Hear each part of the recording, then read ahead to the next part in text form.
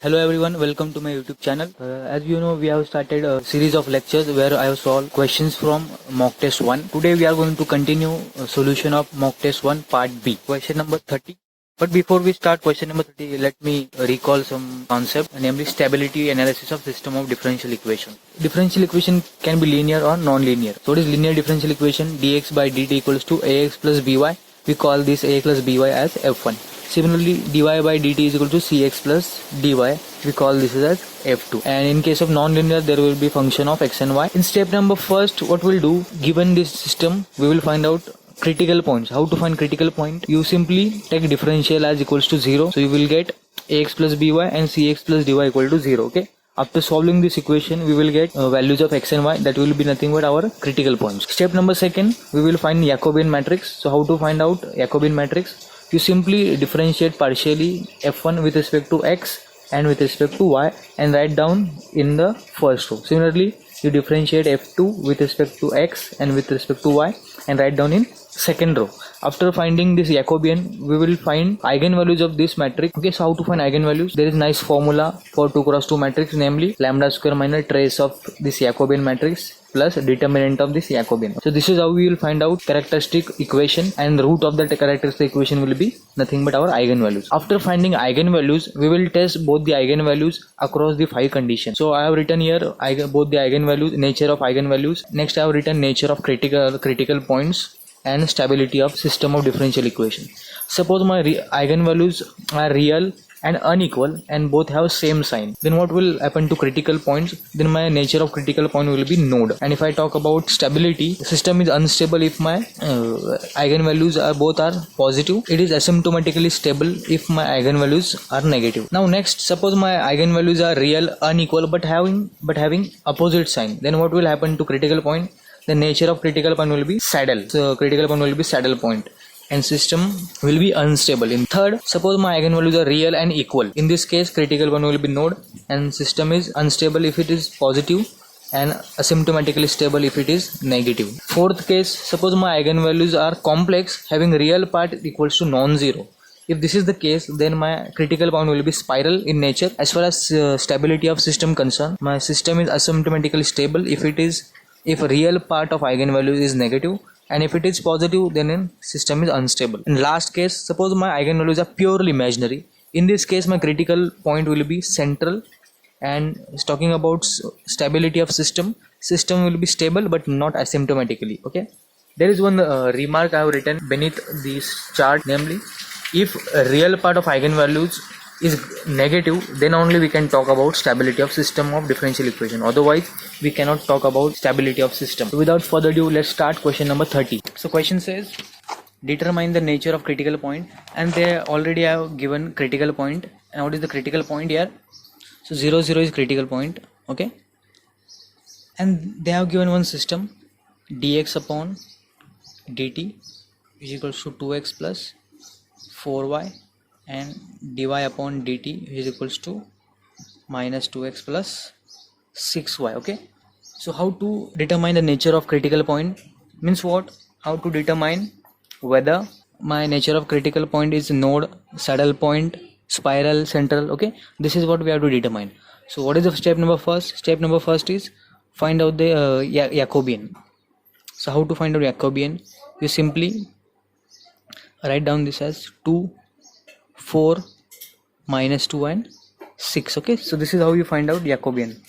Let me show you once again. f1 of x means what? We have to differentiate this f1 with respect to x. So what will happen? If I differentiate partially with respect to x, I am going to get a. If I differentiate partially with respect to y, I am going to get b. Okay, so this is a and this is b. Similarly for second equation. Now next step is we are going to find out eigenvalues of this matrix. So how to find out eigenvalues of this matrix? So first try to construct characteristic polynomial. So lambda square minus 2 plus 6, trace is 8 lambda plus determinant 6 to the 12 minus 8 means what? Plus 8 equals to 0.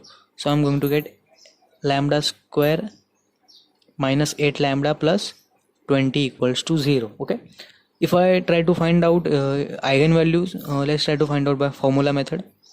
So what is the formula? Minus b means what? 8 plus minus, what is the discriminant here? 8 square means 64 minus 4 into 20, 80 upon 2. Let's try to evaluate further. 8 plus minus 64 minus 80 means what? Minus 16. 2. This is nothing but 8 plus minus, this is 4i upon 2. If I break the fractions, I will get 4 plus minus 2i. If you look at carefully, these are a proper complex number. What happens when my nature of eigenvalues are proper complex number? Whenever real part of a complex number is non-zero, which is the case in for this system, then what can we say?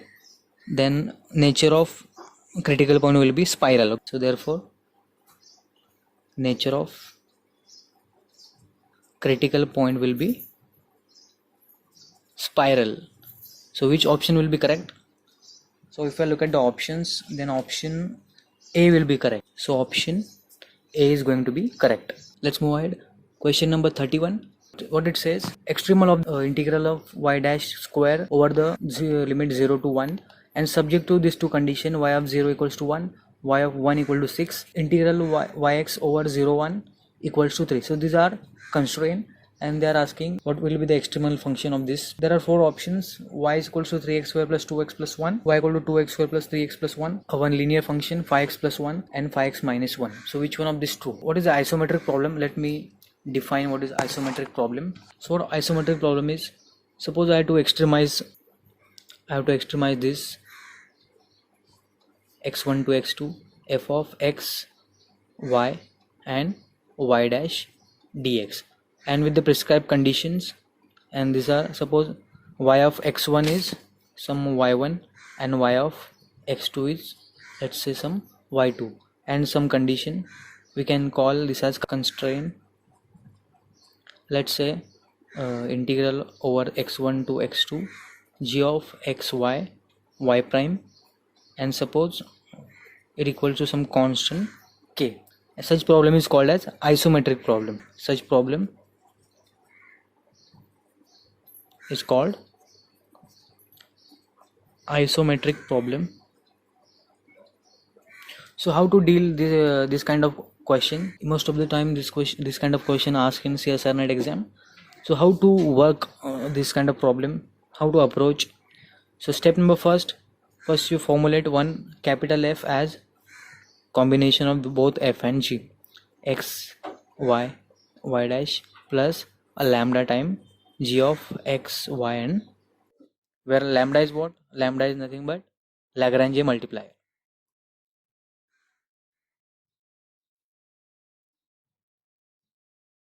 And we need to determine this lambda and two more constant which will appear in integral. So this is how we have to approach.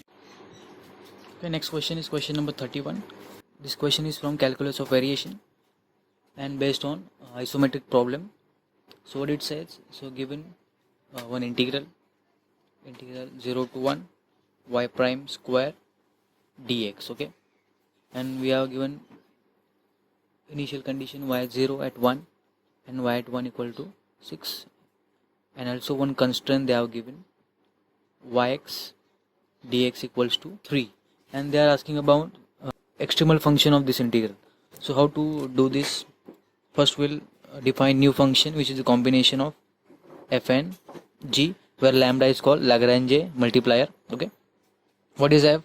F is nothing but y prime square. What is g? G is nothing but our y. Okay, next consider the Euler equation. What is the Euler equation? Fy minus d by dx fy dash equals to 0. Let's substitute values of fy and fy dash here. So what is fy? Our f is y prime square and our g is y. Okay, if I substitute, so what will be my fy? Fy is nothing but, if I differentiate this f, capital F, with respect to y, I'm going to get lambda. Okay, d by dx. What is the differentiation of capital F with respect to y dash? It's going to be 2y prime equals to 0. Okay, lambda minus, if I differentiate this function again, constant, this 2 will go outside, and derivative of this y prime will be y prime prime equals to 0. if I take this negative terms to the right hand side, it will become positive 2 prime prime. That means y prime prime is nothing but lambda by 2. Now we have to evaluate value of this y. In order to find value of y, we have to integrate on either side so that the differential and integral will eliminate. So if I differentiate first time, I'm going to get y prime on left hand side, and on right hand side I'm going to get lambda by 2x plus integral constant c1.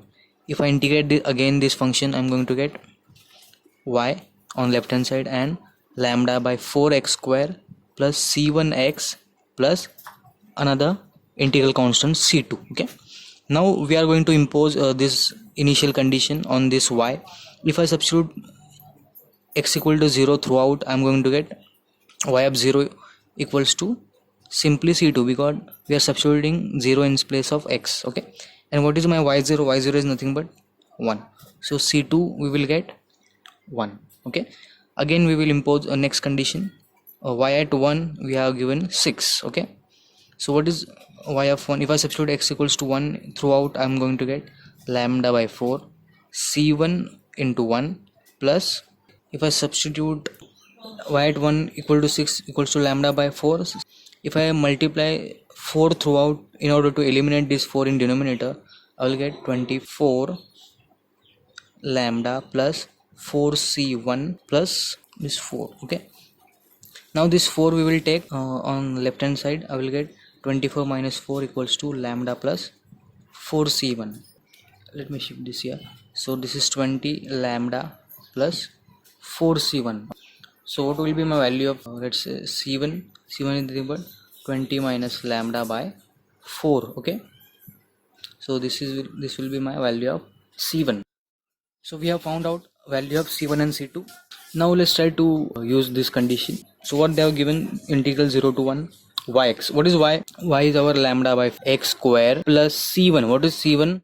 20 minus lambda by 4. Okay, into x plus c2 we have already found out equals to 1, dx equals to 3. Okay, let's integrate this function. So I'm going to get lambda by 12x cube plus 20 minus lambda by, this is going to be 8x square plus x over the limit 0 to 1, and we have 3 on right hand side. If I substitute x equals to 1, I'll get lambda by 12 plus 20 minus lambda by 8 plus 1 equals to 3, because for 0 this term will vanish totally. Now we have to solve this for lambda. This one will go that side and become lambda by 12 plus 20 minus lambda by 8 equals to 2. If I cross multiply, I will get 8 lambda plus 12 into 20 means what? 240 minus 12 into this will be 12 lambda equals to, and we have 12 8s are 96, and we have 2 here. Okay, so 8 lambda minus 12 lambda will be minus 4 lambda. This is 240, and 96 into 2 will be 96 to the 6 to the 12, 9 to the 89, 90, 192. So 192, 4 lambda, 192 minus 240. 240 minus 132 will be 10 minus 2 will be 8. This is 13. This will be 48. Okay, so 48.